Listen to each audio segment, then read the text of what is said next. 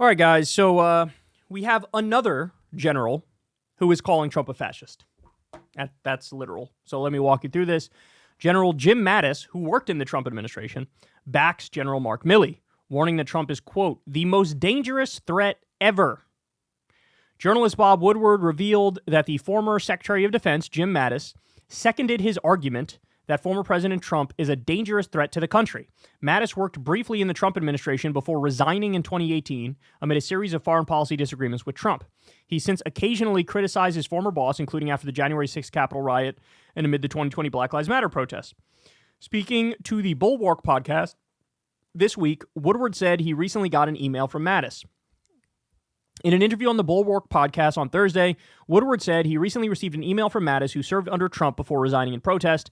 In the email, Mattis seconded the assessment offered by General Mark Milley, the former chairman of the Joint Chiefs of Staff, whom Woodward quotes as calling Trump, quote, the most dangerous person ever.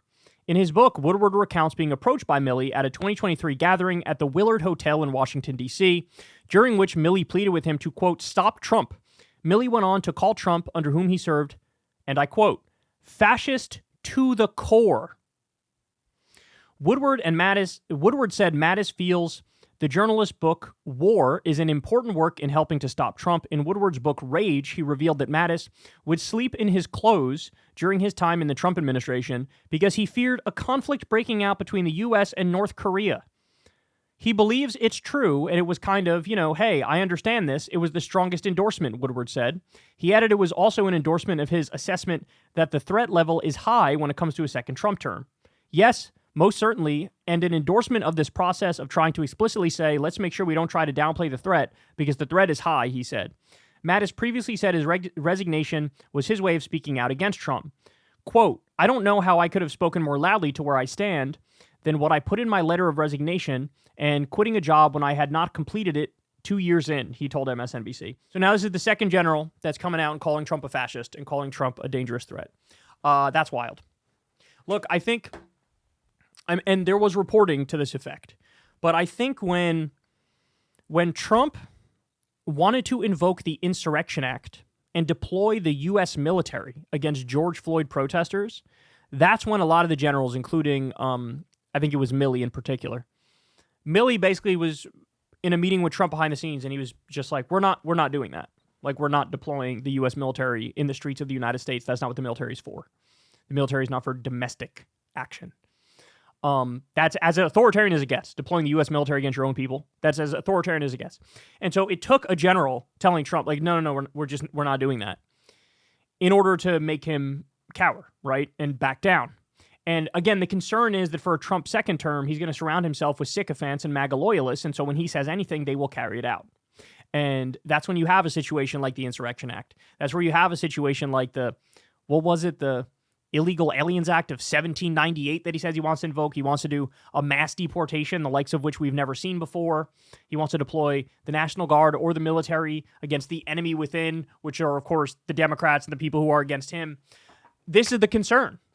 And you're getting warnings from the generals. Now, look, I will say this, that there were instances, they were rare, but they existed, where Trump would fight with the generals and Trump was actually right. Like, for example, he reportedly behind the scenes wanted to get out of Afghanistan and was saying we're going to get out of Afghanistan. And it was the generals who were like, we're not doing that, right? And in that instance, I'm with Trump. They should have pulled out of Afghanistan sooner, right? I'm happy Biden did it. I give Biden a lot of credit for doing it, even though the media beat him up for it because the government collapsed immediately. Well, the government was always going to collapse, right? What are we going to stay there forever to prop up a fake puppet government? That sounds stupid, right? So I'm happy Biden pulled out, but Trump allegedly behind the scenes was like, let's get out. And these guys said, no, we're not going to do that. So to be fair, part of what they say is, a threat about Trump is he doesn't listen to them all the time, right? And they want, this happened with LBJ, right?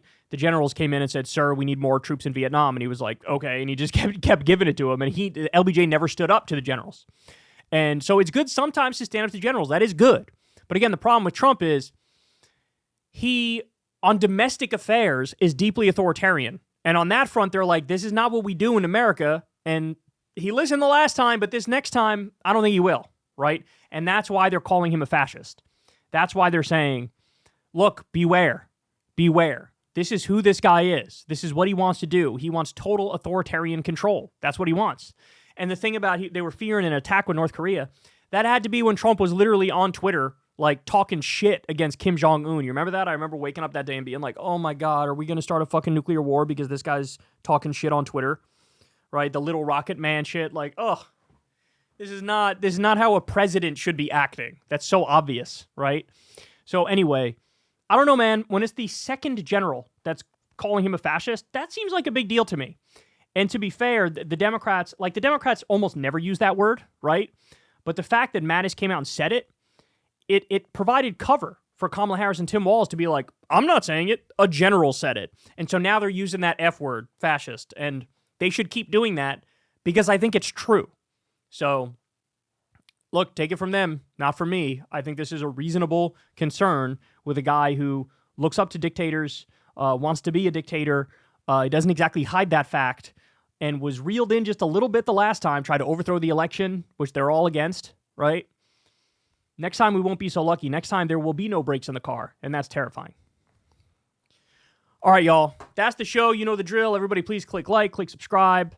You can support the show on Patreon, or you could tip with the thanks button on YouTube. That is deeply, deeply appreciated. We fund the show through you guys and the default ads on YouTube. No billionaire money, no advertiser money, no foreign government money. Very proud of that fact. All right, so I will see all you guys tomorrow. Everybody have a great rest of your day. Hey, y'all, do me a favor and like and subscribe. It helps out big time in the algorithm. Click the bell as well for notifications when videos drop, and watch that video on screen right now. You know you want to.